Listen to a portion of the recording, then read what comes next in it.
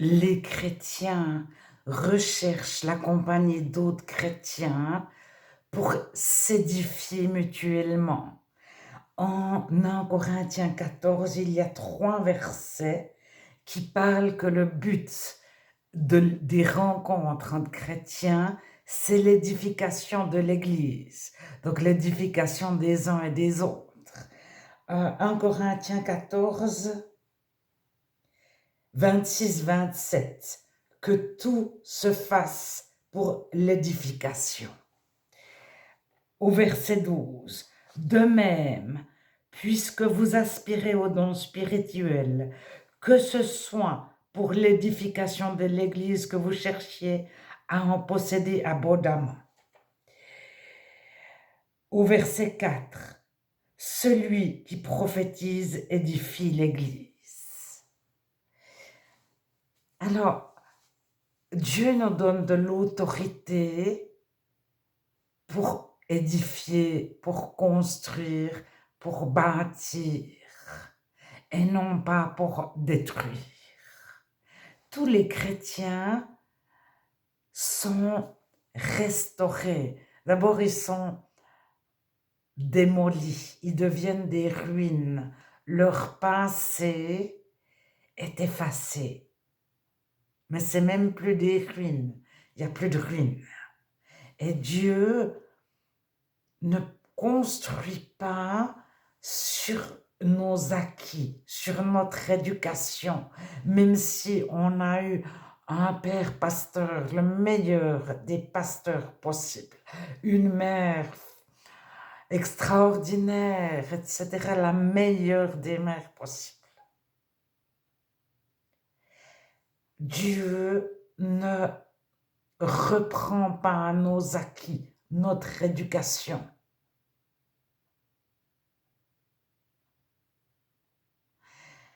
Il construit. Alors, peut-être qu'il a déjà construit lui quand on avait 2 ans, 5 ans, 10 ans.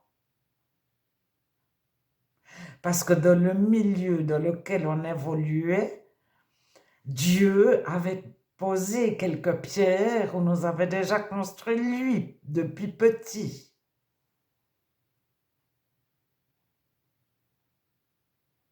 C'est pas la même chose que d'avoir été construit par nos parents. Nos parents ont permis que Dieu nous construise, ou les circonstances, parce que peut-être des fois Dieu construit des enfants alors que les parents ne croyaient pas en Dieu.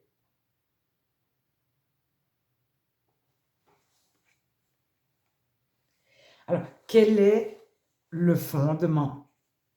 Je pense qu'on sait tous quel est le fondement, c'est Jésus. C'est-à-dire que une maison, on connaît tous la parabole de Jésus, celui qui construit sa maison sur le sable. Le vent arrive, la tempête arrive, la maison s'écroule. Celui qui bâtit sa maison sur le roc, le rocher, avec une fondation solide. La maison peut subir des tempêtes énormes, elle va résister. Alors, comment sait-on que Dieu est puissant? S'il nous arrive jamais de tempête, on ne sait pas que Dieu est puissant. S'il nous arrive jamais de tempête, on ne sait pas que notre maison est solide.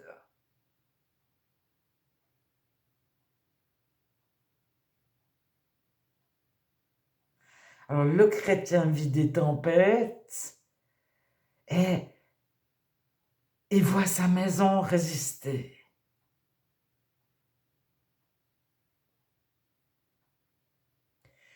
Alors, plus la tempête est énorme, plus il réalise combien la maison est solide.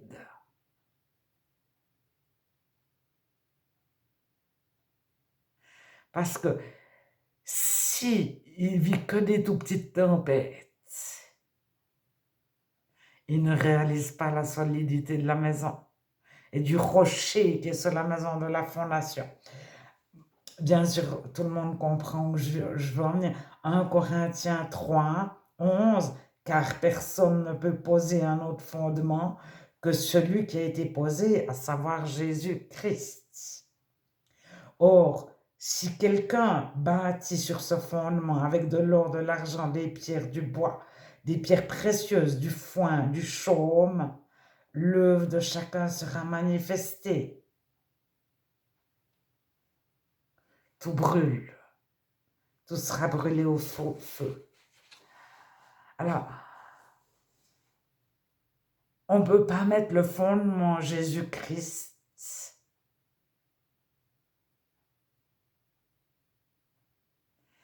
et après construire pour notre égoïsme ou pour notre défense.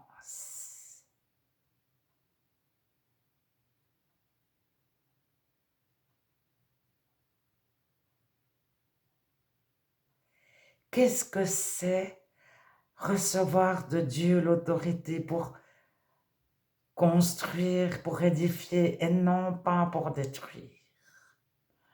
Eh bien, c'est déjà être réparé. Et Dieu, qu'est-ce que c'est quand on est construit? On le vit en tant que chrétien. On a un vocabulaire différent d'un pays à l'autre, d'une église à l'autre. Mais quand on vit l'édification par la parole, la sanctification, chacun a un mot qui lui parle plus pour parler de ce vécu-là. Mais il est réparé de l'intérieur, il est béni de l'intérieur, il est construit.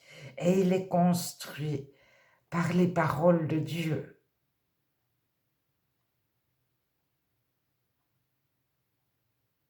Alors, c'est pas des formules, c'est le camp inverse qui a des formules, c'est le camp ennemi.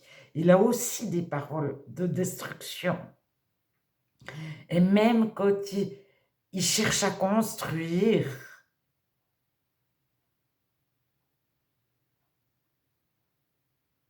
comme lui-même n'a pas une maison très solide, à la première tempête, il va chercher à détruire, à se défendre. Alors il peut connaître tous les mécanismes. Ça marche quand il n'y a pas de tempête. Concrètement, quand il y a une guerre, puis qu'on nous fait choisir entre la gauche et la droite, et tu de gauche ou de droite, on est acculé à choisir ou l'un ou l'autre. Combien c'est difficile d'être neutre. Mais en temps de paix, quand il n'y a pas de tempête, on peut discuter pendant 10 ans, ouais, je suis un peu de gauche, mais un peu de droite, mais pour ça j'aime mieux la droite, pour ça j'aime mieux la gauche. Et on peut aimer les gens de notre parti, et les gens neutres et les gens d'autres partis, et on peut, mais au moment où il y a une forte tempête,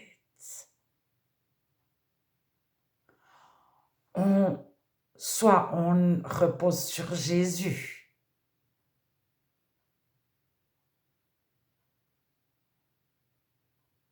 et notre maison ne bouge pas.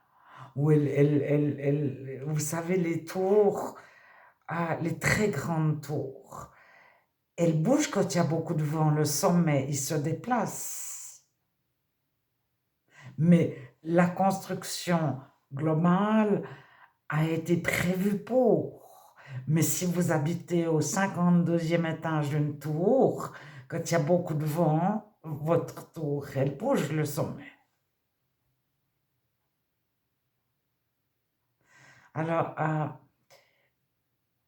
mes enfants avaient un jouet qui était une espèce de ballon coupé en deux, rempli de plomb, puis dessus il y avait un clown. Comme un clown pose ses pieds, c'était la moitié d'un ballon. Et ce clown, vous pouviez le coucher 10 fois, il se relevait toujours. parce qu'il avait un pied rempli de plomb ou de quelque chose de beaucoup plus lourd que lui. De beaucoup plus lourd que lui.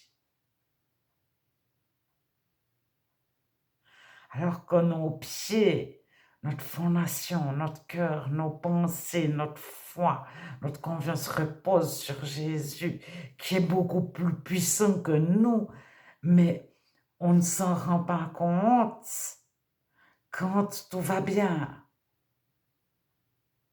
Alors, la bonté de Dieu, quand on est né dans une famille qui sort de l'ordinaire et qui nous a aimés profondément, eh bien, on ne voit pas tellement la bonté de Dieu. Mais quand on a une famille horrible, on réalise mieux ce que c'est que la bonté de Dieu. C'est comme Marie qui a lavé les pieds de Jésus, qui était une femme pécheresse, une femme sans certificat de bonne mœur, une femme de mauvaise vie, pas de bonne vie et mœur. Alors, quand elle lave les pieds de Jésus, etc., les gens, les religieux, c'est un poison, mais c'est un poison, la religion, vont dire à Jésus, mais tu es touché par une femme pécheresse. Et il dira, elle a été beaucoup pardonnée, alors elle aime beaucoup. Ça signifie que elle a réalisé la grâce de Dieu, le pardon de Dieu. Gracier un prisonnier, c'est quand il doit être puni, on ne le punit pas. Elle a reçu une telle paix par rapport à son péché que Dieu lui avait pardonné en totalité, donc elle aime beaucoup.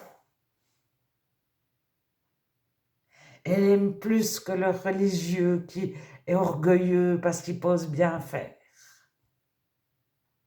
Alors, si vous lisez les évangiles, les ennemis de Jésus, c'est pas les Romains, c'est pas les pécheurs, c'est les religieux.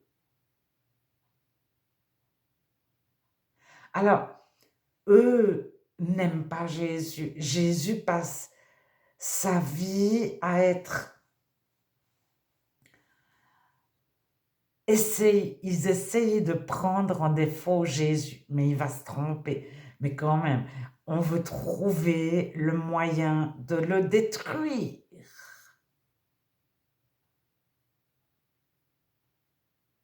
Le moyen que le peuple ne puisse pas considérer Jésus. Qu'est-ce qu'on pourrait lui trouver comme défaut que les gens cessent de croire en lui?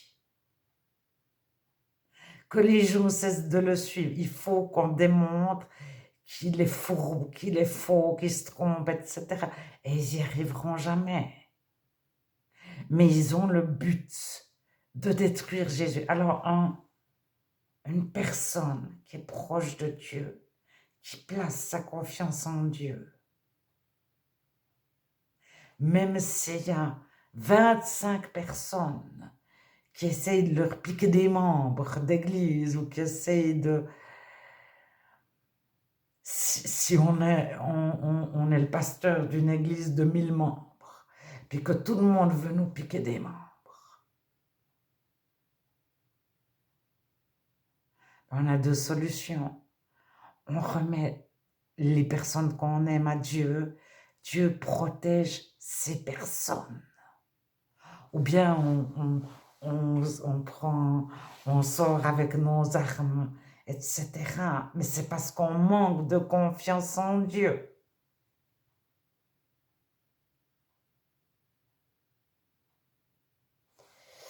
Alors, juste un petit psaume.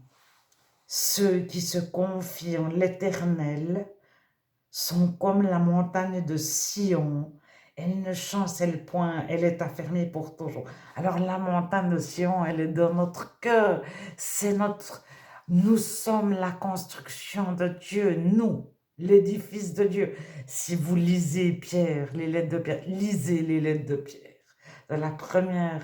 Et lorsqu'il parle de Jésus en tant que pierre principale, pierre angulaire, pierre de la fondation, il dit vous aussi, donc chacun, nous sommes l'édifice de Dieu, la construction de Dieu. Et qu'est-ce qui fait qu'on ne chancelle pas? C'est pas parce qu'on prie bien, c'est pas parce qu'on a les yeux tournés vers nous-mêmes pour savoir. C'est ça la religion. La motivation, c'est est-ce que je fais bien? Est-ce que je suis conforme? Est-ce que j'éduque bien mes enfants?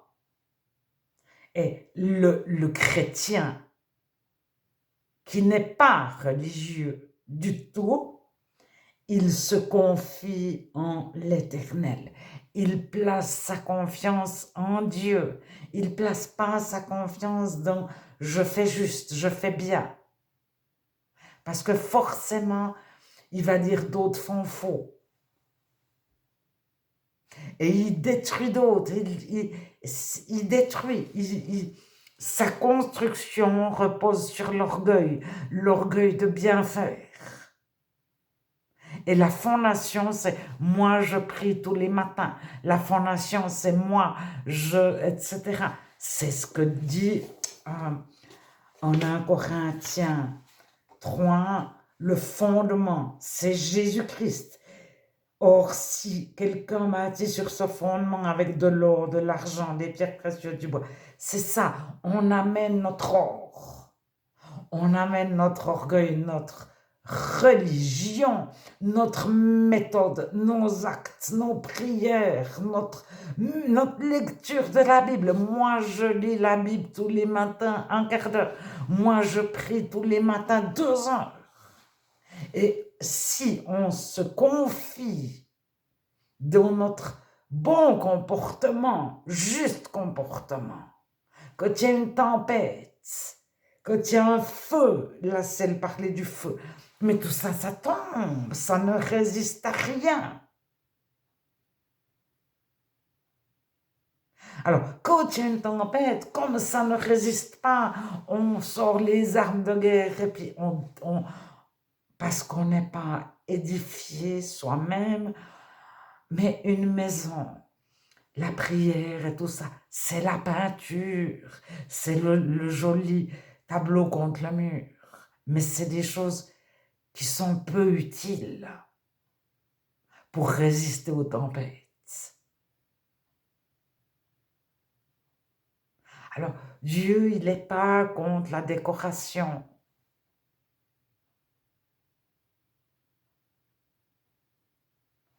Mais la fondation, c'est Dieu lui-même. Le chrétien parle de Dieu. Et le but de la foi chrétienne, c'est de connaître Dieu. Foi, ça veut dire confiance. Je fais confiance à Dieu. Mais qui est Dieu? Est-ce que je peux lui faire confiance? On est obligé de le connaître.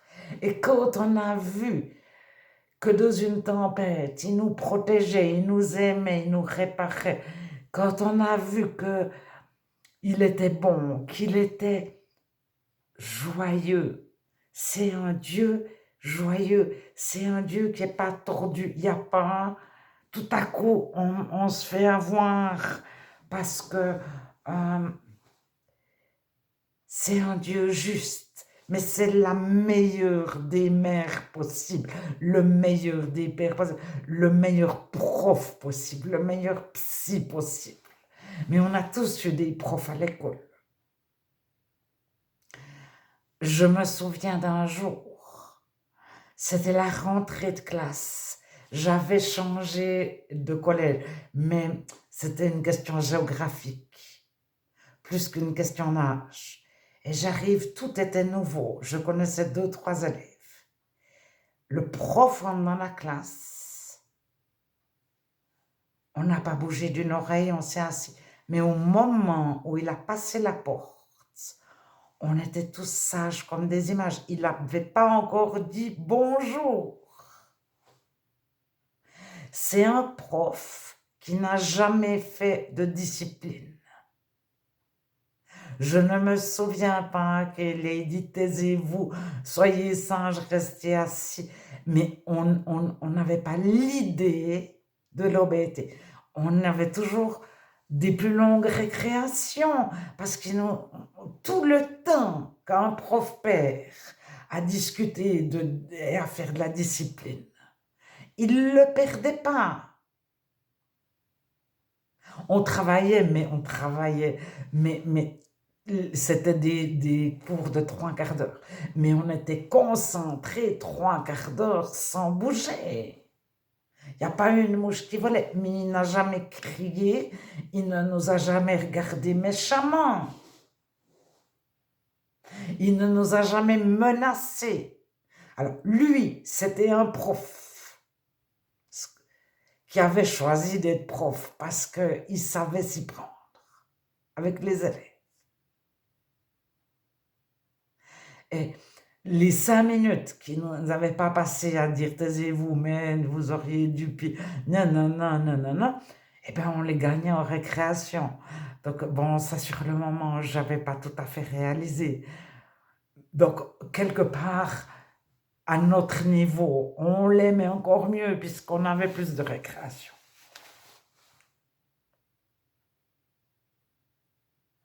Alors, on a commencé l'année, donc c'était un prof d'une certaine matière. Il est arrivé un prof d'une autre matière. Certains étaient debout sur les tables. Quand le prof est entré, ils sont restés debout sur les tables. On a continué nos conversations. Le prof a posé sa serviette sur sa chaise, il s'est tourné, il a pris une craie, il a écrit son nom au tableau. Pendant qu'il écrivait son nom, on a tous chahuté. Il s'est retourné, il a dit bonjour. On s'est assis bien gentiment parce qu'on l'a voulu, nous. Mais on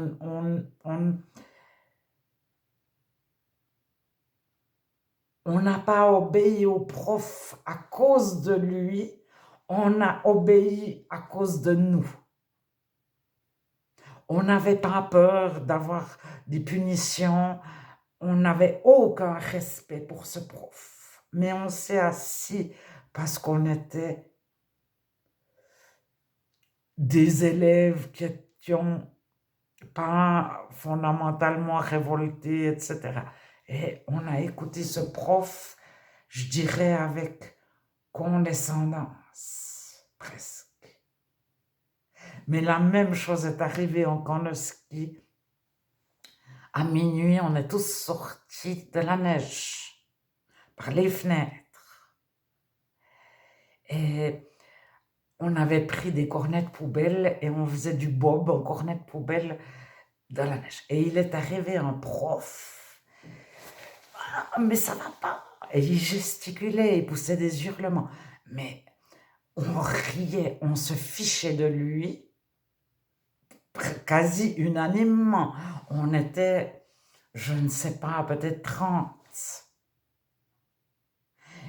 Mais il vociférait, il nous a menacés de couper le col de ski, je ne sais plus, mais il a débité un nombre impressionnant de menaces. On était 30 contre lui, mais il était hors de lui. Mais on a trouvé ça très rigolo. Il est arrivé son collègue, ce prof s'est tu quand le collègue est arrivé. Moi, je ne le connaissais pas, le collègue, je ne l'avais jamais eu comme prof. Parce qu'on était 2-3 en classe et c'était un prof d'une autre classe. Mais les élèves qui le connaissaient se sont tus. Moi aussi, rien que de le voir arriver. Enfin, ceux qui ne le connaissaient pas se sont tus. Il nous a dit, maintenant vous rentrez au chalet. Et on est rentré au chalet, on n'a pas bougé et on l'a suivi. Lui, c'était un prof qui était aimé des élèves parce qu'il aimait les élèves. Et c'est comme ça que Dieu est avec nous. Alors, la crainte de Dieu, c'est du respect. Il arrive, il est tellement puissant. Mais il nous aime. Et on le suit. Et on n'a pas l'idée de se révolter ou de le contredire. Mais le chrétien, c'est connaître Dieu. À quel Dieu faisons-nous confiance? Qui est le Dieu auquel nous faisons confiance? La foi, ça veut dire faire confiance à Dieu. Alors, on peut prier, mais prier 24 heures sur 24. On peut avoir un comportement de chrétien. On peut avoir reçu une éducation chrétienne. Mais devant une tempête, ça ne tient pas.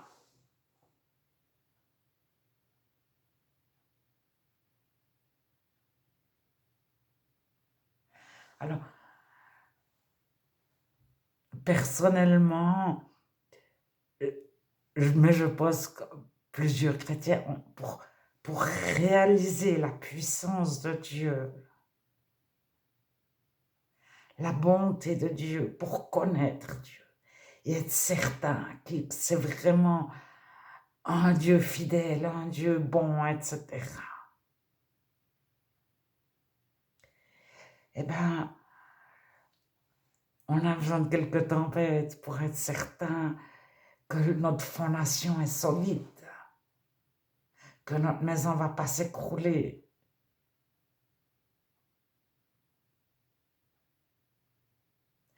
Et c'est beaucoup plus facile, on est très vite tenté de placer sa confiance dans notre église, dans notre pasteur, dans notre groupe de prière, dans notre bonne éducation, dans tel et tel groupe qui parlent sur Internet, qui écrivent des livres, etc.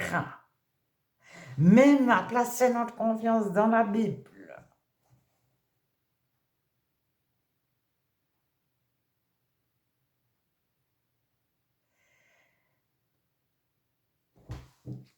Alors, le psaume 125, ceux qui se confient en l'Éternel sont comme la montagne de Sion, elle ne chancelle point, elle est affermie pour toujours. Et quand tout est extraordinaire, tout va bien, tout est béni, eh bien, on oublie souvent de placer notre confiance en Dieu.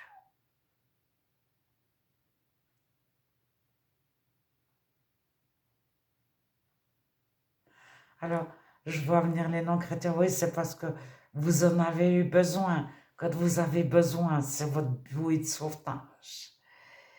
Alors, c'est ça, quand on est édifié, construit, on vit quelque chose de tellement extraordinaire. Dieu nous donne l'autorité pour édifier les autres. Et c'est son but, pas qu'on se détruise les uns les autres.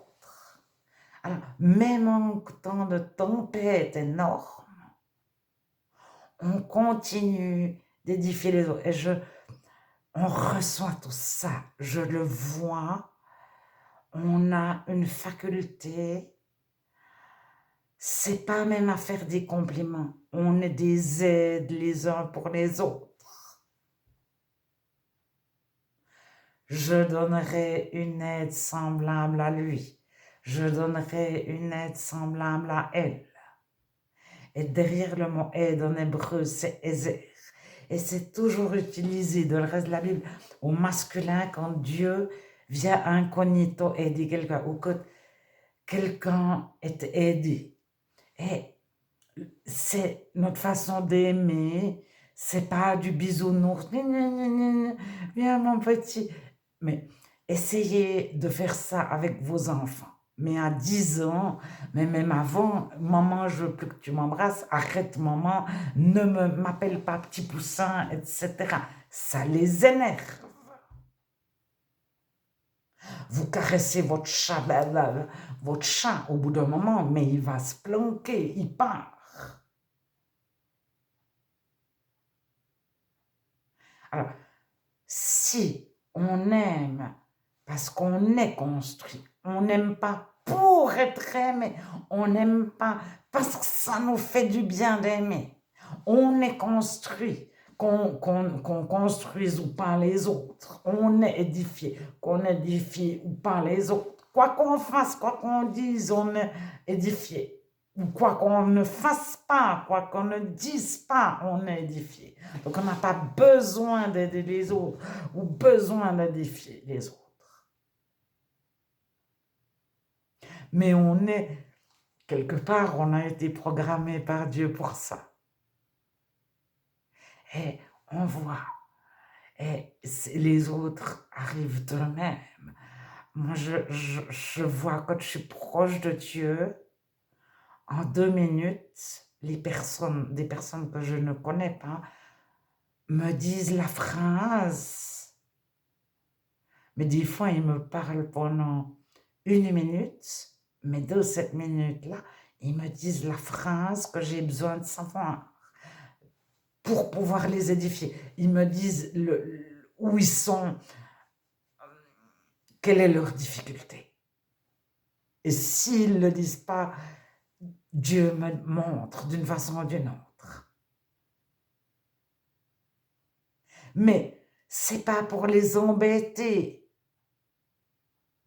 Et c'est pas pour qu'on s'enorgueillisse, moi j'ai compris.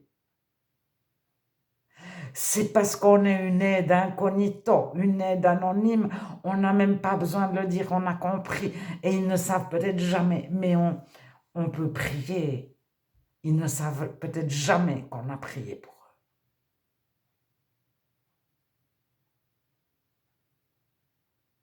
Et personne ne sait qu'on a prié pour eux.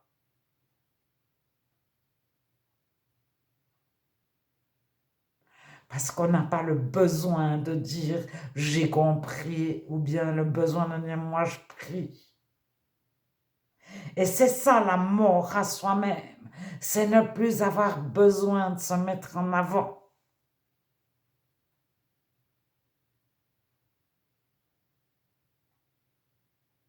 Parce que c'est pas ce qu'on fait ou ce qu'on dit qui nous construit.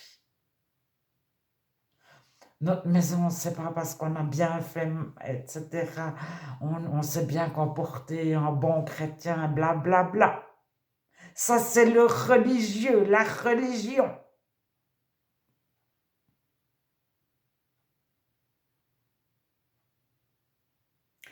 En quel Dieu plaçons-nous notre confiance? Et pour le savoir, il faut, mais comment on connaît quelqu'un d'autre? C'est en partageant beaucoup de temps avec la personne. Mais c'est en écoutant la personne. Parce qu'on peut lui parler. Elle est là, puis on ne sait absolument pas qui c'est. Et puis alors ça, j'ai déjà vu qu'il y a des gens qui ils n'ont pas reçu l'autorité pour édifier. Ils ne sont pas eux-mêmes construits, donc on ne peut pas leur demander. C'est-à-dire que ils pensent être construits, mais leur édifice y tient parce que mes parents étaient ceci, moi j'ai tel diplôme, puis j'ai été de telle école, puis j'ai telle acquis, telle expérience, etc. Mais tout ça, il y a une tempête un peu grande, mais ça tombe.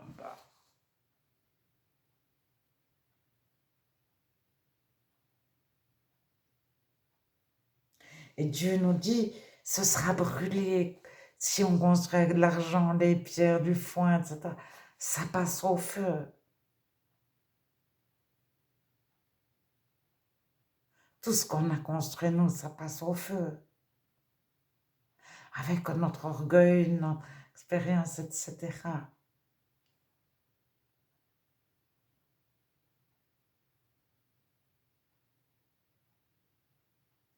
C'est la vieille nature avant notre conversion qui passe au feu puis qu'on ne peut pas reconstruire. Alors, la construction que Dieu nous donne, c'est pas celle du monde. Les non-chrétiens ne comprennent pas.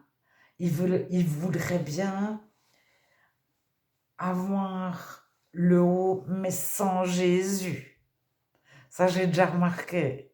Ils voudraient bien essayer de comprendre quelle méthode, comment, etc. Mais ils ne veulent pas du fondement, de la fondation, de la pierre principale, de Jésus.